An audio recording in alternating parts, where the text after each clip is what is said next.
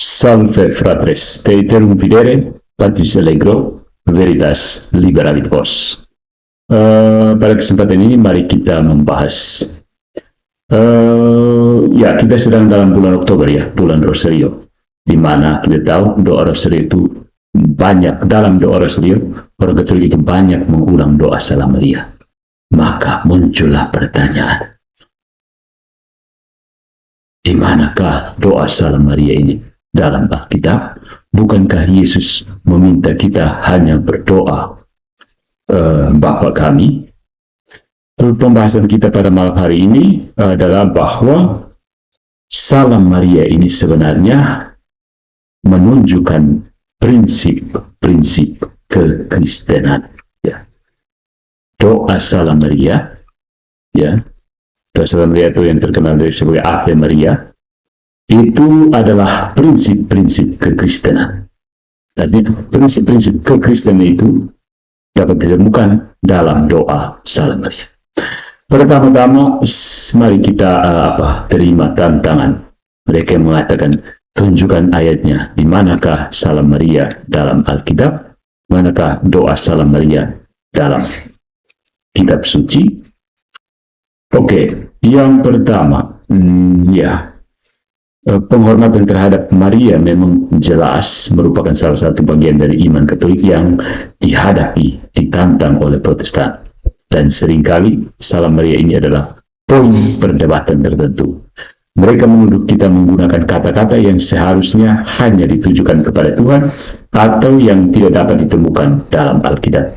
Tapi pada kenyataannya, Salam Maria, hampir kata demi kata itu berasal dari Perjanjian Baru, dan sebagian besar kata-kata dari doa ini datang langsung dari mulut para malaikat, para rasul, dan orang-orang Yahudi yang kudus. Jadi, kalau kamu dan orang lain yang kamu kenal mengalami kesulitan memahami mengapa umat Katolik berdoa Salam Maria, maka Anda boleh membagikan informasi, penjelasan singkat dari setiap bagian dalam doa Salam Maria di dalam kitab suci dan apa artinya. Bagian pertama, Salam Maria penuh rahmat, Tuhan sertamu. Referensi Alkitab Lukas bab 1 ayat 28. Malaikat Gabriel menyambut Maria dengan salam, Kyrie. Ini adalah sapaan yang biasanya disediakan, reserved untuk bangsawan dan berfungsi sebagai bayangan peran Maria sebagai bunda dari seorang raja. Dalam hal ini, Raja Surga.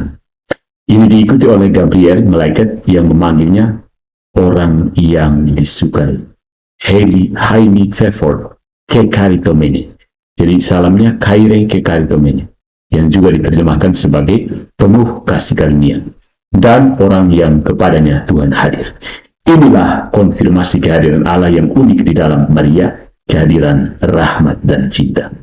Ketika kita berdoa Salam Maria, kita berdoa meniru salam malaikat Allah sendiri ini dan menegaskan realitas perannya yang unik dalam sejarah keselamatan. Bagian kedua, terpujilah engkau di antara wanita dan terpujilah buah tubuhmu, Yesus. Referensi Alkitab Lukas bab 1 ayat 42. Kata-kata Elizabeth diilhami oleh Roh Kudus. Ya, oleh karena itu kita dapat mengatakan bahwa salam yang indah ini menyenangkan Tuhan dan cara yang tepat bagi kita sebagai makhluk untuk menyapa Maria. Kita tahu bahwa buah rahim Maria adalah anaknya Yesus.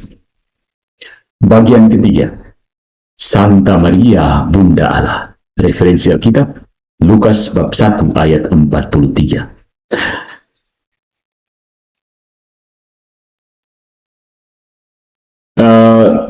Yang dipenuhi roh berikutnya adalah dari Elizabeth, menunjukkan kepada kita bahwa Maria adalah ibu bukan hanya dari sifat manusia Yesus, tetapi juga dari Yesus sendiri, Putra Allah. Ini dari ucapan yang penuh dengan Roh Kudus dari Elizabeth.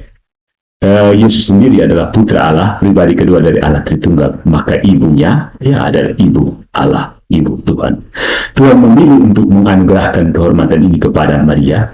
Dia tidak harus melakukannya. Tuhan tidak harus melakukannya. Tapi dia memilih untuk menganugerahkannya kepada Bunda Maria. Karena itu, Elizabeth dan kita sendiri dapat dengan tepat menyebut Maria Santa, artinya kudus, dan Bunda Allah. Santa Maria, Bunda Allah. Bagian yang keempat, doakanlah kami yang berdosa ini sekarang dan waktu kami mati. Amin. Referensi Alkitabnya ada pada Yakobus bab 5 ayat 16. Akuilah dosa-dosamu satu sama lain, dan berdoalah untuk satu sama lain, agar kamu dapat disembuhkan. Doa yang sungguh-sungguh dari orang benar sangat kuat. Yakobus memberitahu rekan-rekan Kristennya untuk saling berdoa, dan bahwa doa orang benar memiliki kekuatan yang besar. Jika itu benar, maka kita harus mempertimbangkan hal-hal berikut. Siapakah orang yang paling benar yang hidup di bumi selain Yesus yang adalah manusia sekaligus Allah? Kita tahu bahwa selain Yesus ada orang yang paling benar, yaitu wanita yang baik, malaikat maupun manusia sebut sebagai highly favored, dan kekaritomene, wanita yang menggendong anak Allah di dalam rahimnya. Nah, itu ayat-ayat kitab suci dari doa Salam Maria. Nah, berikutnya adalah apa saja prinsip-prinsip kekristenan yang bisa ditemukan dalam doa Salam Maria atau doa Ave Maria ini. Ya, doa Salam Maria ini memfokuskan pikiran seseorang pada prinsip-prinsip kekristenan. Yang pertama, Ave Maria Gratia Plena, salam malaikat pada kabar sukacita. Ini adalah firman keselamatan yang dimulai atau kata-kata pertama dari Perjanjian Baru, mengikuti kata-kata Zakaria sebagai kata-kata terakhir dari Perjanjian Lama. Ave Maria adalah wahyu eksplisit pertama dari Tritunggal Ilahi dan inkarnasi. Kristus adalah Putra yang Maha Tinggi, berinkarnasi oleh kuasa Roh Kudus. Ini juga merupakan contoh paradigma dari kasih karunia. Kemampuan wanita, kemampuan Maria untuk hamil untuk mengandung, dalam satu pengertian adalah alami, natural, karena dia adalah seorang wanita, wanita. Dan dalam arti lain, tidak mungkin, impossible, kecuali oleh kuasa ilahi, karena dia seorang perawan, perawan. Sama seperti rahmat dalam satu cara menyempurnakan kodrat, dan dalam arti lain tidak mungkin kecuali oleh kuasa ilahi. Ya, sama seperti itu. Yang berikutnya, Ave Maria adalah teladan iman yang sempurna, yang menaruh kepercayaan kepada firman Allah seperti yang diungkapkan, fiat mihi secundum verbum tuum. Terjadilah padaku menurut perkataan. Yang berikutnya, Ave Maria adalah contoh harapan yang sempurna yang menempatkan keyakinannya pada kuasa ilahi. Ketika sumpah seseorang kepada Tuhan, kontinensia abadi, tampaknya bertentangan dengan apa yang telah Tuhan ungkapkan, yaitu memiliki seorang bayi, seseorang memiliki keyakinan bahwa kemahakuasaan akan menemukan jalan. Di sini ada tradisi dari Gereja Katolik bahwa sebelum ditemui oleh malaikat, Maria telah mengucapkan kaul kemurnian. Kita bahas di lain waktu. Ave Maria juga adalah contoh sempurna dari kasih amal yang terdiri dari persatuan dengan Allah dalam persahabatan.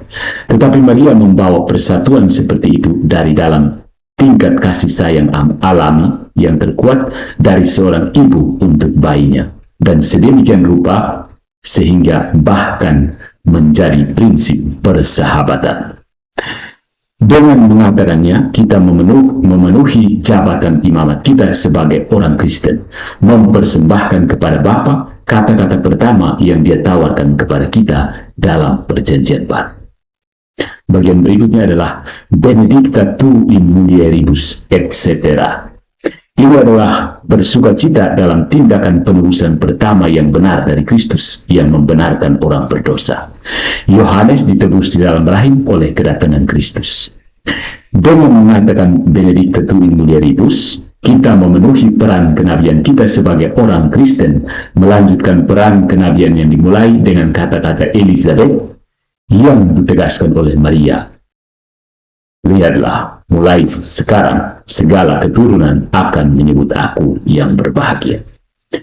Bagian ketiga adalah Santa Maria Mater Dei, etc. Ini memberikan Bunda Allah sebagai prinsip dari semua kehormatan lainnya. Kalimat ini menjadi populer selama masa Black Death pada abad pertengahannya, dan dengan demikian menghubungkan jiwa dengan tanggapan yang tepat terhadap penderitaan dan kejahatan di dalam gereja. Ini juga mengidentifikasi Maria sebagai pendoa syafaat. Itulah cara kita memanggil namanya. Ini juga adalah tindakan kerendahan hati yang memahami kerendahan hati seseorang di hadapan Allah dan orang-orang kudus. Doakanlah kami, orang yang berdosa ini, sekarang dan waktu kami mati. Amin. So, demikianlah prinsip-prinsip kekristenan yang dapat ditemukan dalam doa Ave Maria, gratia plena, Dominus tecum, benedicta tu in mulieribus, et benedictus fructus ventris tui, Iesu. Sancta Maria Mater Dei, ora pro nobis peccatoribus, nunc et in hora mortis nostrae. Amen.